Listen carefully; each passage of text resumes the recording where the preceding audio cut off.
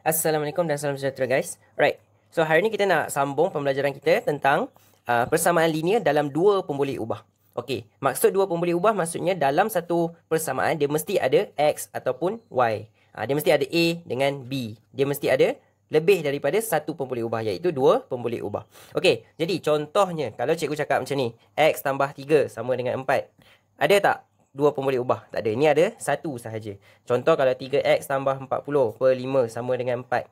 Okey, berapa pemboleh ubah yang kita ada? Kita ada satu sahaja. Kita ada x sahaja. So, ini bukan persamaan linear dalam dua pemboleh ubah. Bukan. Okey, jadi kalau persamaan dua pemboleh ubah ni, dia mesti ada dua pemboleh ubah. Contoh, 6p tambah 4q sama dengan 9. Kita ada P, kita ada Q. Barulah kita kata ada dua pemboleh ubah. X tolak 2Y bahagi 3 sama dengan 7. Ada X, ada Y. Jadi ini dua pemboleh ubah. Ataupun 3H tolak 1 sama dengan 5K. Ada H dengan ada K. Dua pemboleh ubah. Okey, sekarang ni kita dah tahu ini ada dua pemboleh ubah. Tapi adakah ni persamaan linear? Okey, kalau persamaan linear, ingat linear maksud dia ialah kuasa satu. Pemboleh ubah tu mesti berkuasa satu. Jadi kita tengok P kuasa 1, Q kuasa 1. Okey, jadi dia ada dua pemboleh ubah. Jadi betul tak? Jadi betul. Ini adalah persamaan linear dalam dua pemboleh ubah. Okey, X kuasa 1, Y pun kuasa 1. Ini pun betul. So H kuasa 1, 5K pun kuasa 1. Jadi ini semua ialah dua pemboleh ubah. Okey, dan dia berkuasa satu. Jadi ini betul lah ni. Right, ini bukan ini satu pemboleh ubah. Okey, sekarang ni bila kita tahu dia dua pemboleh ubah, kita mesti kena tulis dia dalam satu bentuk. Kita tulis bentuk dia macam ni.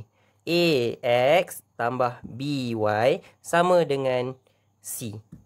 Okey, di mana ini X dengan Y ni ialah kita punya pemboleh ubah. Kita tulis macam tu. Semua pemboleh ubah mesti ada di bahagian belah kiri. Dan belah kanan semua ialah kita punya nombor. Okey, pemboleh ubah juga dia ada A dengan B. Di mana A dengan B, dua-dua ni tak boleh sama dengan kosong. Dia tak boleh dengan kosong. Sebab kalau kosong darab dengan pemboleh ubah, dia jadi kosong. Dia tak ada. Jadi dia mesti sekurang-kurang nilai dia mesti satu. Right? Dia mesti kena ada satu. Okey, jadi barulah boleh ada nilai. Right? Jadi inilah pemboleh ubah. Kita kena tulis dalam bentuk AX tambah BY sama dengan C. Right? Okey. Itu dulu kena faham. Okey, sekarang ni kita tengok contoh soalan. Kita nak selesaikan, right? Selesaikan soalan ni. 2x tambah y sama dengan 6. Sekarang ni kita nak mencari apa nilai x, apa nilai y. Jadi macam mana kita nak cari? Right. Jadi ada satu cara yang kita boleh gunakan. Okey, selalunya soalan macam ni dia banyak kemungkinan. So x ni boleh jadi satu nilai lain, y pun boleh jadi satu nilai lain. Dia tak semestinya sama. Right. So macam ni. Kita kena gantikan, contohlah kita bagi x ni satu nilai. Contohnya x sama dengan kosong. Okey.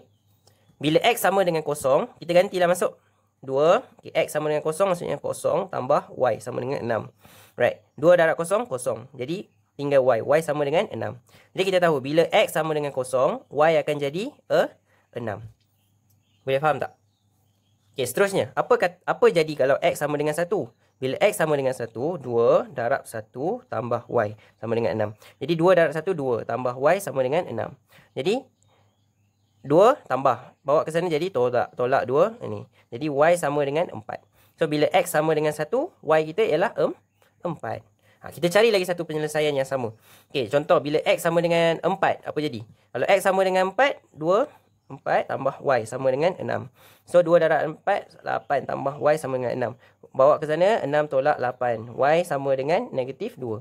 Jadi bila x sama dengan 4, y sebenarnya sama dengan negatif 2. Okey, boleh faham? Jadi ini ialah semua kemungkinan yang boleh jadi bila kita gantikan nilai. Jadi sebenarnya ini ialah persamaan yang mungkin. Okay, cari penyelesaian yang mungkin. Jadi penyelesaian dia ialah kalau x sama dengan kosong, y mesti sama dengan 6. Right? Bila x sama dengan 1, y mesti sama dengan 4. Okey, kalau x sama dengan 4, y mesti sama dengan negatif 2. Jadi kita dah dapatlah nilai untuk x dan y. Jadi kita dah selesaikan persamaan linear untuk dua pemboleh ubah. Okey.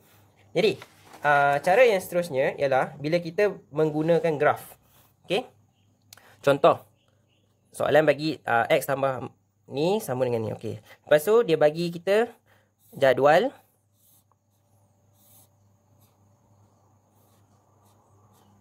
Right. So ada negatif 1, 0, 1, 2, 3. Right. Jadi X tambah dengan 4. Okey, bila X sama dengan 1, apa nilai Y? Okey, jadi kita boleh buat dekat sini lah. Kita boleh buat dalam graf. Okey.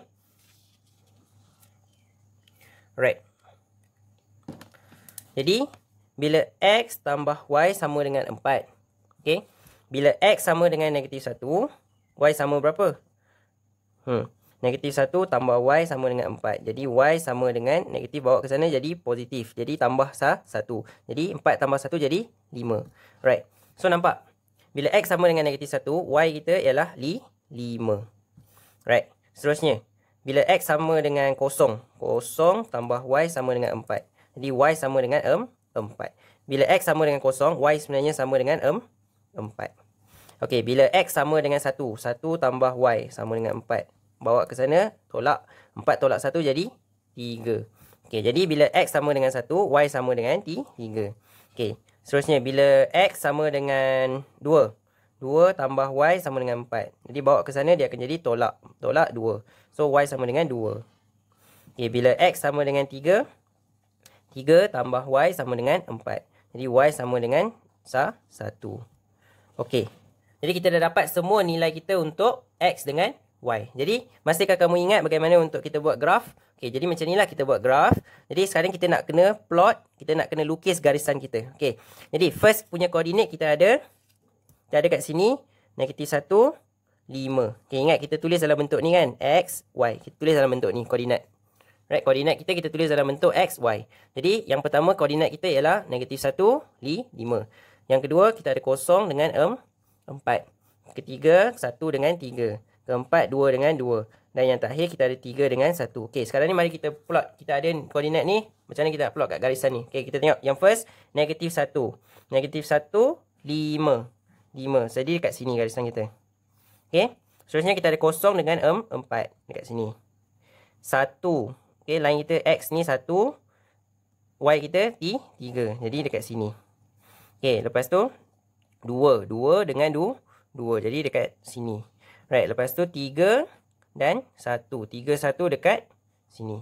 Right, dah. Kita dah jumpa dah semua. Jadi, kita lukis garisan kita. Right. Jadi, nampak tak? Sebenarnya, bila linear, maksud linear ialah dia akan bergaris lurus. Sebab dia berkuasa 1. Right. Seterusnya, kalau kita tengok soalan yang seterusnya, kita ada Y tambah 2X sama dengan 6. Okey, dia bagi X dengan Y. Okey. Ni ada 2 sahaja. Okey. Jadi macam mana nak buat? Sama je kita buat.